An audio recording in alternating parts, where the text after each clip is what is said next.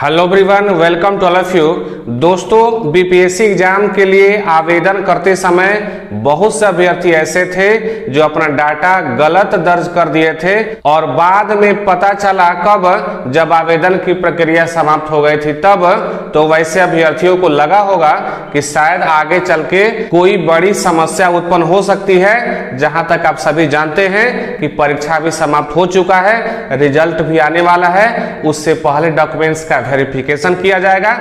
उसके जस्ट पहले अभी हाल ही में एक दिन पहले बीपीएससी के पोर्टल पर यानी आयोग द्वारा एक इंफॉर्मेशन जारी किया गया है। उस इंफॉर्मेशन में कहा गया है कि वैसे अभ्यर्थी जो आवेदन करते समय डॉक्यूमेंट्स संबंधित आंकड़ा गलत भर दिए थे, वैसे अभ्यर्थियों के लिए अब ये अंतिम मौका है। आयोग द्वारा ये अंतिम मौका दिया गया है। अगर आप में से कोई अभ्यर्थी ऐसे हैं जो आवेदन करते समय कुछ डाटा गलत भर दिए हैं, वो पोर्टल पे जा करके आसानी से सुधार कर सकते हैं। तो आज के इस वीडियो में इसी टॉपिक पे बात करने वाले हैं कि आखिर किन किन चीजों में परिवर्तन किया जा सकता है। क्या डॉक्यूमेंट्स भी अपलोड किया जा सकता है?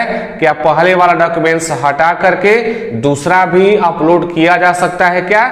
इन सभी बिंदुओं पे बात करने वाले हैं। आइए बिना देर किए हुए शुरुआत करते हैं और देखते हैं कौन सी बातें कही गई है। यहां पर बोला गया है आयोग के वेबसाइट क्या है भाई, www.onlinebpsc.bihar.gov.in। इस पे चले जाना है और अपने डैशबोर्ड में क्या करना है, लॉगिन करना है। और लॉगिन करने के पश्चात करना क्या है, यानी आप किस काम के लिए लॉगिन कर रहे हैं, तो उस सूचना में कहा गया है कि त्रुटि निराकरण के लिए लॉगिन करना पड़ेगा।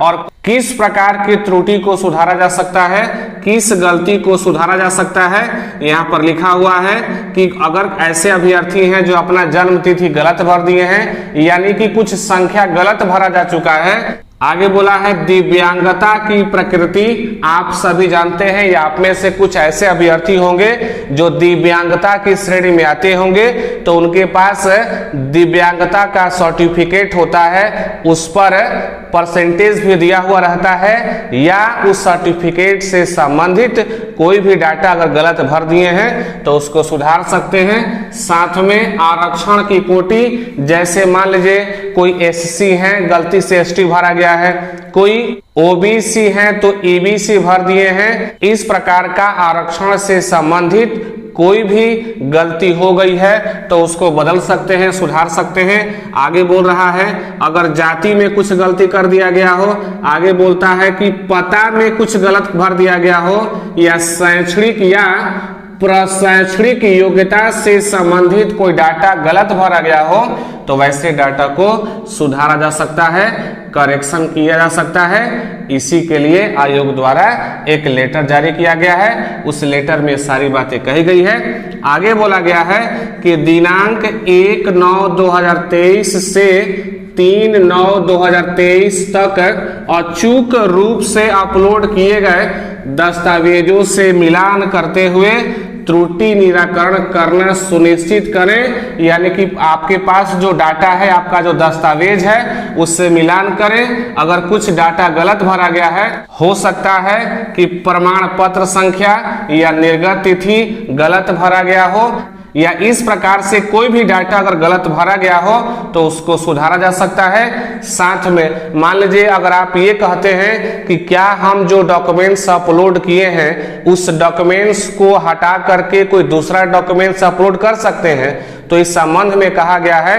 कि जो डॉक्यूमेंट्स अपलोड कर दिए हैं उसी डॉक्यूमेंट्स का वेरीफाई होगा, उसी डॉक्यूमेंट्स की जांच की जाएगी। आप दूसरा डॉक्यूमेंट्स अपलोड नहीं कर सकते हैं। केवल जो डॉक्यूमेंट्स अपलोड किए हैं उसमें जो संख्या दिया हुआ है, संख्या में अगर कोई गलती भर दिया गया है, जैसे 5 के जगह पे 2, 0 के जगह पे 7, ऐसी कोई गलती भर दी गई है तो उसको आप सुधार सकते हैं, ना कि आप डॉक्यूमेंट्स को पहले वाला हटा करके और दूसरा डॉक्यूमेंट्स अपलोड कर सकते हैं। ये नहीं कहा गया है। आगे कहा गया है कि कौन से ऐसे अभ्यर्थी हैं जो डॉक्यूमेंट्स अपलोड कर सकते हैं। जो अपियरिंग अभ्यर्थी हैं चूंकि आप सभी जानते हैं कि जब आवेदन हो रहा था उस समय ये कहा गया था कि सीटेट अपेयरिंग वाले या बीएड अपेयरिंग वाले अभ्यर्थी भी इस बहाली प्रक्रिया में भाग ले सकते हैं, ऑनलाइन आवेदन कर सकते हैं। अगर उनके पास डॉक्यूमेंट्स अवेलेबल हो गया है तो वे अपना डॉक्यूमेंट्स जो है अपलोड